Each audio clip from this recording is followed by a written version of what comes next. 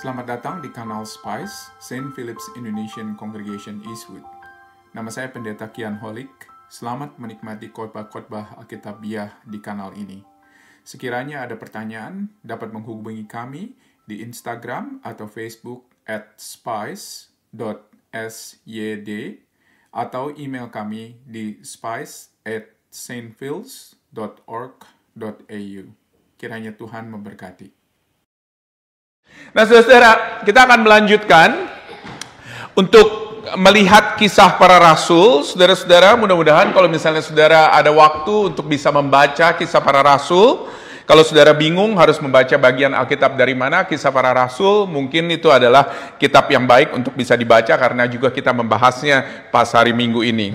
Tapi sebelum kita masuk ke dalam kisah para rasul 5 yang tadi kita sudah baca, mari kita bersama-sama berdoa terlebih dahulu, kita minta pimpinan Tuhan. Bapa Surgawi, kami bersyukur ya Tuhan kalau firman-Mu tersedia di dalam bahasa yang kami bisa mengerti dan juga di dalam kata-kata yang mudah kami mengerti. Terima kasih ya Tuhan buat kisah demi kisah yang boleh kami lihat dari kisah para rasul. Terima kasih kalau Tuhan bekerja dengan luar biasa dan Tuhan berkarya di tengah-tengah kami. Tuhan tolong biarlah kiranya Engkau yang boleh ada di tengah-tengah kami dan boleh ya Tuhan berbicara melalui kebenaran firman-Mu. Kata-kata yang kami baca tadi adalah kata-kata benda mati, tetapi biarlah kiranya ini boleh hidup dan boleh berbicara kepada kami masing-masing pribadi lepas pribadi. Terima kasih ya Tuhan, kami serahkan waktu ke depan ini ke dalam tangan-Mu. Biarlah kiranya gangguan-gangguan yang ada di tengah-tengah kami maupun juga di luar kami, Tuhan boleh singkirkan dan Tuhan boleh kami mendengarkan suara Tuhan dari firman-Mu yang tadi kami baca. Terpujilah Tuhan nama-Mu, di dalam nama Yesus kami bersyukur dan berdoa. Amin. Saudara-saudara, saya nggak tahu apakah saudara kenal dengan tokoh yang bernama William Tyndale. William Tyndale, saudara-saudara, adalah seorang tokoh yang hidup pada sekitar tahun 1500-an di Inggris. Dia adalah seorang linguis. Siapa di sini seorang yang linguis mungkin? Ahli bahasa, dan dia terkenal karena dia menerjemahkan Alkitab dari bahasa asli ke bahasa Inggris. Pada zaman dia, ketika dia hidup, Alkitab itu biasanya ditulis di dalam bahasa Latin. Tetapi semakin hari, semakin tidak banyak orang yang mengerti bahasa Latin. Itu adalah bahasa resmi pada waktu itu di gereja, tetapi banyak orang yang tidak mengerti. Jadi dia melakukan penerjemahan dari bahasa asli ke bahasa Inggris, saudara-saudara. Walaupun dilarang pada waktu itu oleh pemerintah dan juga oleh gereja, dianggap melawan kekuasaan gereja, tetapi Tyndale terus melakukan penerjemahan tersebut. Dia melakukan penerjemahan tersebut karena dia percaya kalau misalnya Alkitab itu perlu dibaca di dalam bahasa yang bisa dimengerti oleh banyak orang. Jadi pada waktu itu gereja di Inggris melarang Tyndale untuk melakukan penerjemahan itu. Dan apa yang terjadi? Dia akhirnya kabur pada waktu itu dari Inggris ke dataran Eropa dan melanjutkan proses penerjemahan itu sehingga lahir Alkitab di dalam bahasa Inggris. Dan King James Version itu adalah Alkitab yang dia terjemahkan, saudara-saudara. Nah, usaha penerjemahannya itu dianggap tidak resmi dan dianggap ilegal. Dan akhirnya Tyndale ini ditangkap, dipenjara, dan pada akhirnya dihukum mati dengan dibakar.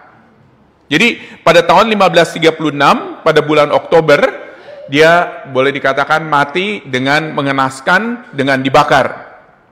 Tetapi yang luar biasanya, Alkitab yang dia terjemahkan itu melahirkan sebuah pergerakan reformasi yang terjadi di Eropa dan mengembalikan otoritas Alkitab kepada tempat yang seharusnya.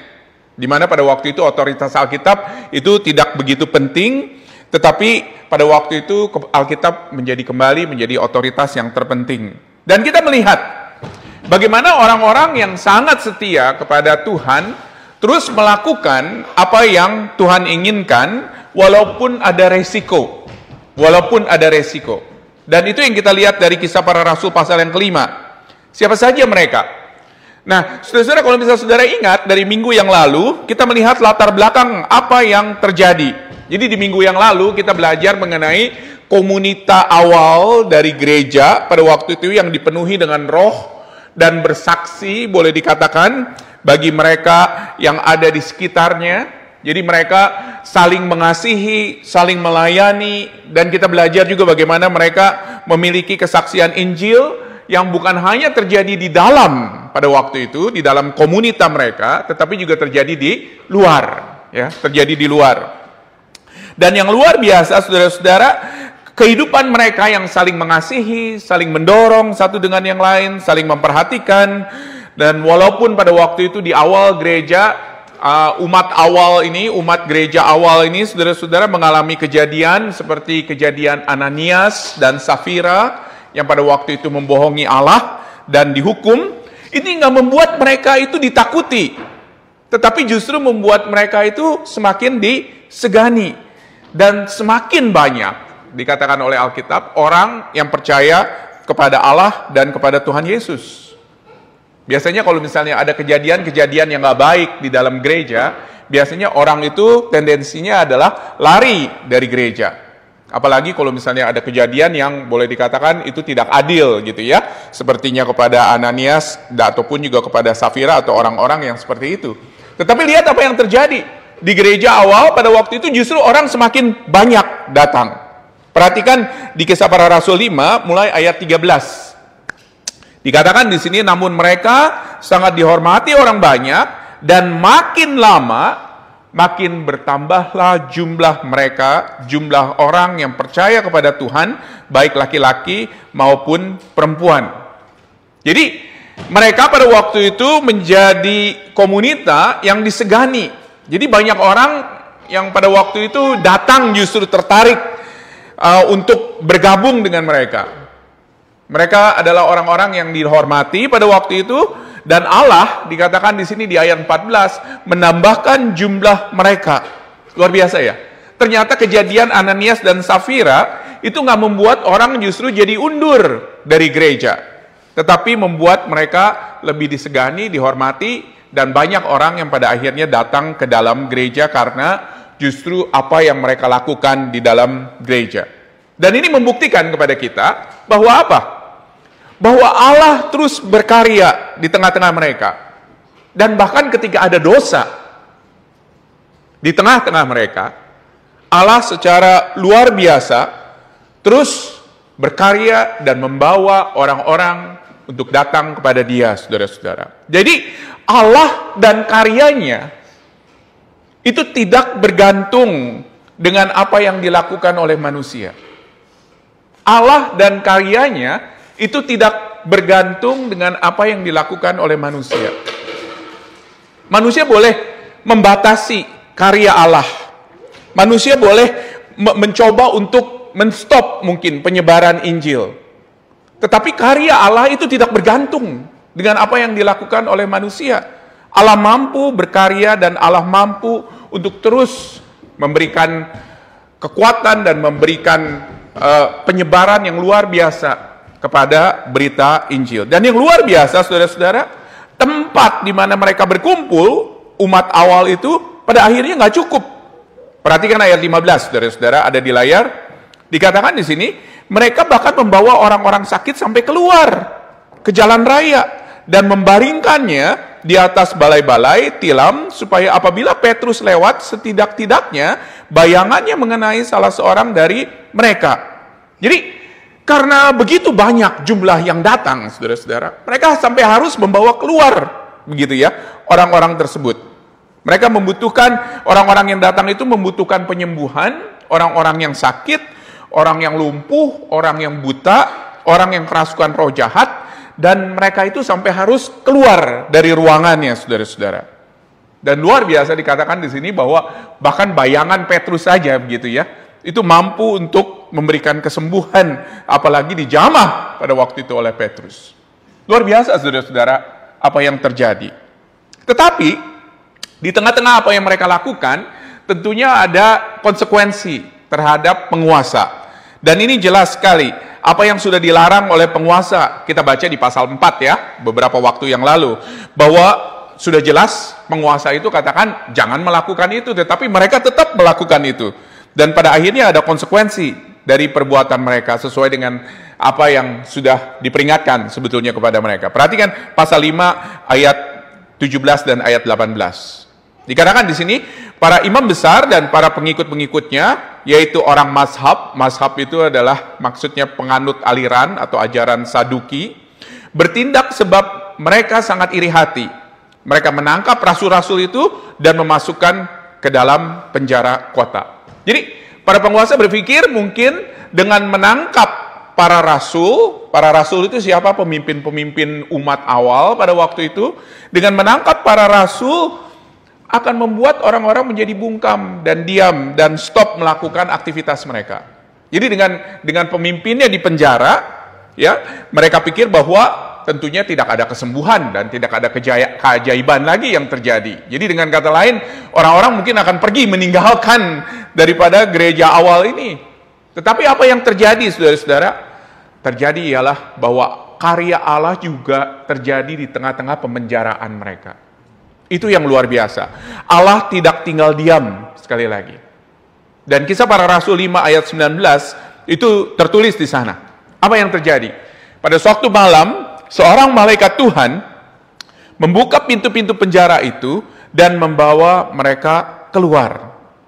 Luar biasa ya. Allah pada waktu itu mengutus malaikatnya, yaitu malaikat yang menjadi pembawa berita Allah untuk datang dan untuk melakukan kekuasaan Allah dan keajaiban Allah dengan membebaskan orang-orang ini keluar.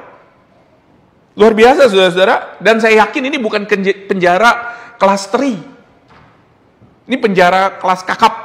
Begitu. Di mana boleh dikatakan orang dijaga dengan sangat luar biasa. Karena ini adalah orang-orang yang melawan secara langsung. Ini bukannya pencopet atau pencuri, tetapi ini orang-orang yang melawan kekuasaan daripada keagamaan. Dan malaikat di sini sanggup untuk melepaskan mereka dari penjara. Luar biasa ya. Pembebasan mereka dari penjara ini adalah dengan sebuah tugas. Jadi mereka bukan hanya dibebaskan untuk bebas, merdeka, pulang ke rumahnya, dan lain sebagainya. Tetapi perhatikan saudara-saudara di ayatnya yang ke-20. Dikatakan di sini bahwa pembebasan mereka itu adalah dengan sebuah misi, dengan sebuah tugas. Misi yang sangat berani. Untuk apa? Untuk kembali lagi ke bait Allah. Untuk apa? Untuk terus memberitakan mengenai kerajaan Allah. Jadi bukan dibebaskan untuk bebas ya.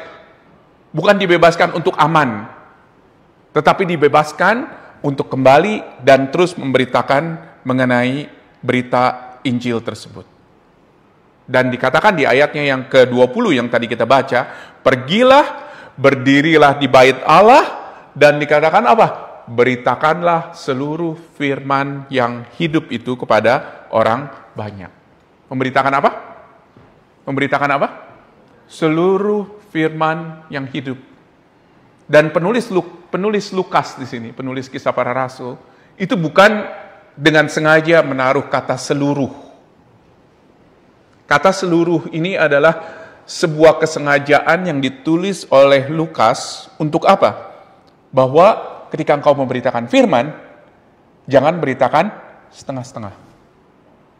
Jangan hanya sekedar ambil ayat, satu ayat, atau comot ayat. Tetapi beritakanlah seluruh firman Tuhan, keutuhannya.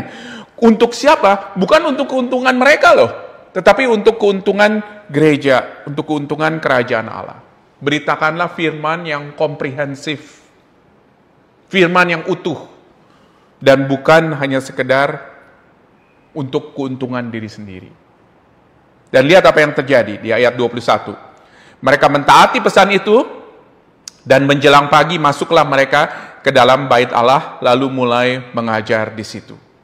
Sementara pada waktu itu imam-imam besar dan pengikut-pengikutnya menyuruh mahkamah agama berkumpul, yaitu seluruh majelis-majelis tua bangsa Israel, dan mereka menyuruh mengambil rasul-rasul itu dari penjara.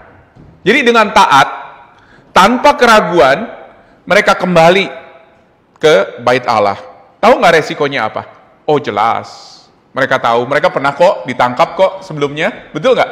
Mereka tahu dengan mereka kembali ke bait Allah dan melakukan apa yang mereka lakukan, resikonya apa mereka tahu. Tetapi justru saudara-saudara, di situ mereka berani untuk pergi ke sana. Dan di sana, kalau misalnya kita lihat saudara-saudara, apa yang terjadi, mereka nanti pada akhirnya ditangkap lagi. Ya.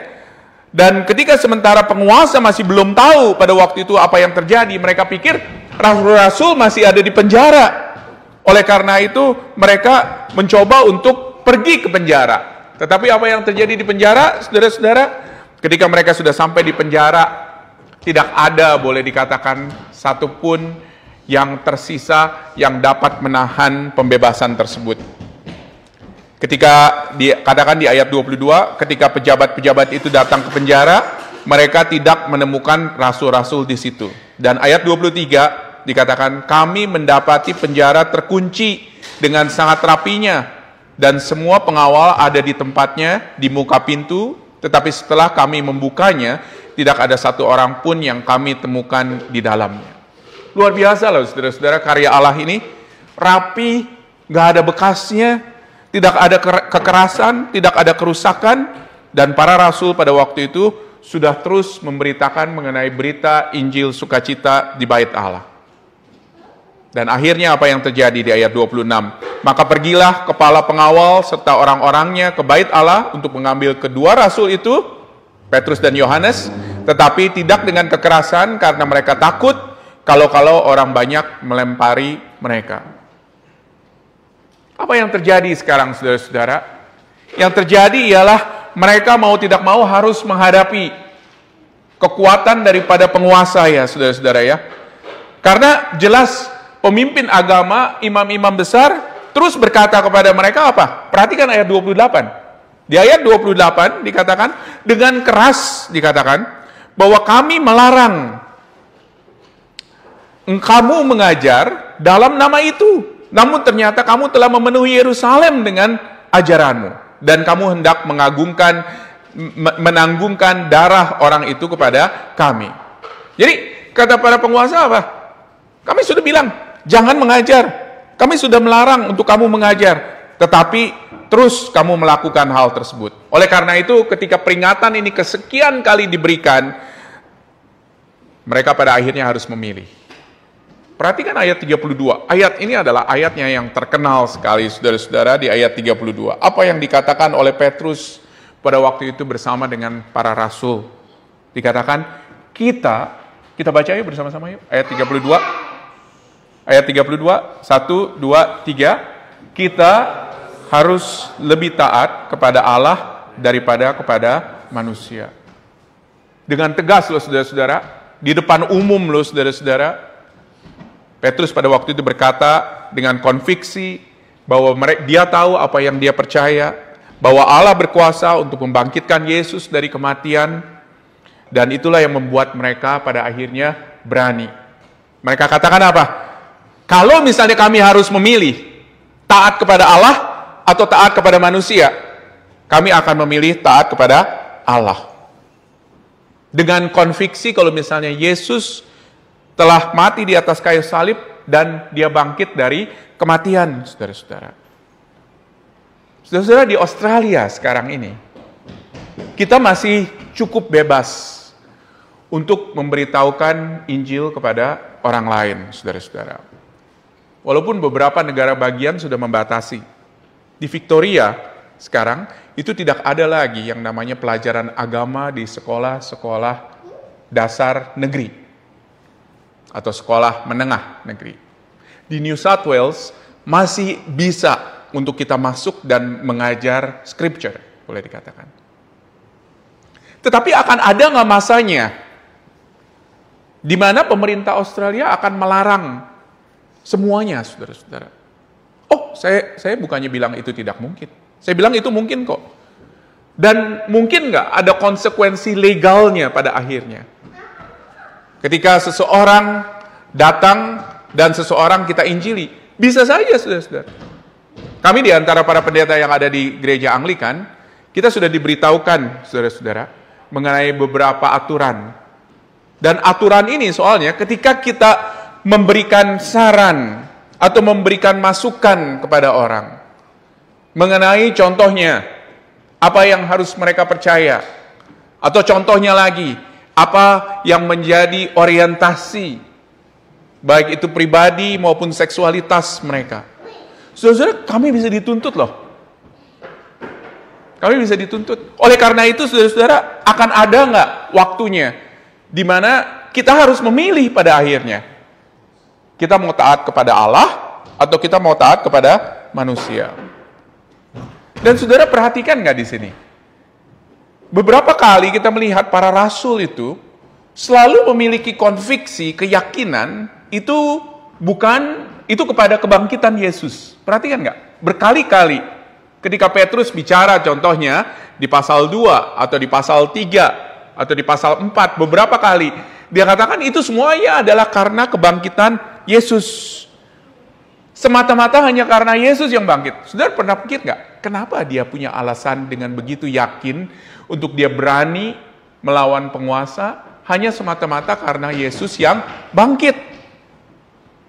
Kebangkitan itu adalah fondasi yang kokoh, saudara-saudara, dari para rasul. Dan juga dari kita semua seharusnya. Karena apa? Karena hanya dengan kebangkitan Yesus, maka Yesus sebetulnya mengalahkan kuasa yang terbesar di dalam dunia ini. Yaitu kuasa apa? Kuasa maut, saudara-saudara. Kenapa para rasul tidak yakin kepada misalnya kelahiran Yesus? Oh, mereka yakin, tetapi itu yang tidak menjadi dasar daripada konviksi mereka. Para rasul yakin nggak dengan kehidupan Yesus? Oh, yakin. Tetapi sekali lagi, itu bukan konviksi dari apa yang mereka bela. Tetapi para rasul mengatakan apa? Justru konviksinya itu adalah di dalam kebangkitan Yesus. Hanya karena kebangkitan Yesus itulah, saudara-saudara, maka kita bisa belajar kalau misalnya tidak ada satupun kekuasaan yang bisa mengalahkan kita. Oke? Luar biasa, saudara-saudara. Dan kita melihat di bagian selanjutnya kalau misalnya bagaimana Allah terus bekerja secara ajaib di dalam penyebaran Injil. Mereka kepingin membunuh para rasul itu, tetapi Allah bekerja pada waktu itu dengan orang yang bernama Gamaliel. Perhatikan nggak, saudara-saudara, di ayat 33. Tetapi seorang Farisi dan mahkamah agama itu yang bernama Gamaliel, seorang ahli Taurat, yang sangat dihormati seluruh orang banyak, bangkit dan meminta supaya orang-orang itu disuruh keluar sebentar. Kata Gamaliel apa? Kita lihat dahulu begitu loh. Kalau misalnya pemberontakan yang lain ya, saudara-saudara ya, biasanya kalau misalnya mereka mati, pengikutnya itu tercerai-berai. Tetapi masalahnya ini, pemimpinnya sudah ditangkap, tetapi mereka masih terus kuat. Oleh karena itu kata Gamaliel apa? Dengan bijaksana dia katakan, kalau misalnya memangnya pemberontakan mereka atau mungkin pengajaran mereka itu adalah berasal dari Tuhan, maka sebetulnya tidak ada lagi yang bisa menahannya. Oleh karena itu jangan kita bodoh menurut Gamaliel ketika dia bicara dengan para pemimpin-pemimpin agama. Dan saudara-saudara, itu yang menjadi kenyataan sampai sekarang, bukan? Siapa yang bisa menahan pekerjaan Allah? Begitu loh. Gak ada satu orang pun yang bisa menahan pekerjaan Allah. Kita bisa melihat, saudara-saudara, ada begitu banyak penguasa di dalam dunia ini yang anti Tuhan, bukan? Kalau misalnya saudara pikir, contohnya ya, bagaimana caranya pekabaran Injil itu bisa terjadi di Korea Utara, yang jelas-jelas itu anti Tuhan. Tetapi yang luar biasa, saudara-saudara, ada orang yang bisa masuk ke Korea Utara, dan ada yang bisa terus untuk memberitakan Injil ke sana. Apa artinya? Artinya itu adalah tidak ada satupun yang bisa mengalahkan kekuasaan Allah. Di Inggris, saudara-saudara, ada satu pengamat Islam yang berkata bahwa di Indonesia tiap tahun itu ada 2 juta orang yang tidak lagi menjadi Muslim. 2 juta loh, saudara-saudara. Memang banyak ya Muslimnya yang ada di Indonesia. Tetapi 1 tahun per tahunnya itu menurut dia ada 2 juta orang yang tidak lagi menjadi Islam. Itu karya siapa, saudara-saudara? Karya gereja? karya lembaga misi, itu hanyalah karena karya Allah. Di Cina, saudara-saudara, ada begitu banyak cerita misionaris yang masih terus membagikan berita Injil dan membina relasi dengan orang-orang lokal dan para pejabat, saudara-saudara. Dan kita melihat sekali lagi, bagaimana negara demi negara, walaupun di dalam keantian mereka terhadap Tuhan, Tuhan itu bisa bekerja, saudara-saudara, di negara-negara itu untuk terus membawa berita Injil. Dan kita melihat juga pada zaman penguasa gereja, di zaman awal gereja. Walaupun mereka di ayat 40 ya, jelas ya, dikatakan di sini, walaupun mereka memanggil rasul-rasul itu, mereka menyesah mereka, melarang mereka mengajar, tetapi mereka nggak bisa apa-apa. Pada akhirnya mereka dilepaskan. Saya mencoba untuk mengerti emosi daripada para rasul. Apa sih sebetulnya yang terjadi begitu ya? Saudara-saudara tahu kan, kalau misalnya bagaimana sudah dikasih tahu, masih terus melakukan, masih terus kerjakan, oke? Tapi emosinya seperti apa? Perhatikan saudara-saudara, Lukas memberikan sedikit hint kepada kita mengenai emosinya. Perhatikan ayat 41. Dikatakan di sini, rasul-rasul itu meninggalkan sidang mahkamah agama dengan gembira karena mereka telah dianggap layak menderita penghinaan oleh karena nama Yesus. Emosi macam apa ini, saudara-saudara? Saya nggak bisa ngerti loh. Gembira karena dianggap layak menderita penghinaan oleh karena nama Yesus. Jadi kelihatannya apa yang terjadi ialah mereka, saudara-saudara, memiliki sebuah joy. Ketika mereka dicap bahwa mereka itu boleh dikatakan adalah orang-orang yang melawan pemerintah. Dan mereka pikir mereka layak untuk menerima itu. Dengan sukacita, dengan gembira, saudara-saudara. Dan mereka terus mengajar mengenai apa yang menjadi Injil Yesus Kristus di bait Allah. Dengan terang-terangan, dengan melawan di depan umum, dan siap untuk menerima segala konsekuensi. Kalau bukan kuasa Allah yang bekerja di dalam mereka, saya nggak tahu, saudara-saudara, apalagi yang bekerja. Dan para rasul pada waktu itu bukan orang-orang masokis yang menikmati penderitaan, saya yakin. Saya yakin tidak. Mungkin sebisa mungkin mereka menghindari penderitaan. Tetapi ketika mereka harus berurusan dengan pembelaan Injil, berita kebenaran, maka mau tidak mau, mereka ada di dalam posisi di mana mereka gembira, sukacita karena mereka harus menderita terhadap Injil. Pertanyaan yang sama pada saat ini adalah ditanyakan kepada kita. Bagaimana kalau misalnya kita, ketika kita mendengar teman kuliah kita, atau teman sekerja kita, menghina atau menyinyir mengenai apa yang kita lakukan pada hari Minggu? Saya nggak tahu, saudara-saudara pernah ditanya nggak? So, kalau misalnya hari Senin gitu, so what did you do on Sunday? Ya? What did you do on Sunday? Saudara jawab apa? Ke gereja? Dan kemudian orangnya menyinyir. Begitu ya. Apa yang kita lakukan? Ini orang fanatik nih, orang agamis. Atau ketika teman sekerja atau kuliah kita menghina nama Yesus, apa yang kita lakukan? Apakah kita berani nggak untuk bicara, saudara-saudara? Atau ketika kita kehilangan posisi, atau kehilangan promosi, dengan jelas-jelas karena kita adalah pengikut Kristus, apa yang kita lakukan? Apakah kita bisa, saudara-saudara, bahagia ketika kita menderita? Penderitaan Injil, penderitaan karena Injil, saudara-saudara, adalah sesuatu yang pasti bagi setiap pengikut Kristus yang setia. Penderitaan karena Injil itu adalah sesuatu yang pasti bagi setiap pengikut Kristus yang setia. Kalau misalnya kalian belum menghadapi hal tersebut, itu adalah tinggal masalah waktu. Tinggal masalah waktu. Kalau kalian adalah seorang pengikut Kristus yang setia, maka penderitaan itu adalah sesuatu yang tidak bisa kita lawan dan tidak bisa kita hentikan. 2 Timotius 3 ayat 12 mengatakan apa? Kita baca bersama-sama, saudara-saudara. 2 Timotius 3 ayat 12. 1, 2, 3. Memang setiap orang yang mau hidup beribadah di dalam Kristus Yesus akan menderita aniaya. Bukannya mungkin, bukannya maybe, tetapi akan. Kesiapan kita bergantung sekarang dengan apa yang kita percaya. Ada banyak orang yang pada akhirnya, saudara-saudara, menyerah. Karena apa? Karena tidak ada konviksi yang jelas apa yang dia percaya. Tetapi ketika kita memiliki konviksi yang jelas, maka kita tahu bahwa itulah yang kita percaya dan bahwa itulah yang membuat kita bersandar. Apakah kita sudah tahu dengan jelas akan apa yang kita percaya, saudara-saudara? Itu pertanyaannya. Para rasul bisa melakukan hal itu karena mereka tahu apa yang mereka percaya. Mari kita berdoa, saudara-saudara. Bapa Surgawi, terima kasih ya Tuhan, karena Engkau adalah Allah yang setia dan terus bekerja di dalam kehidupan kami.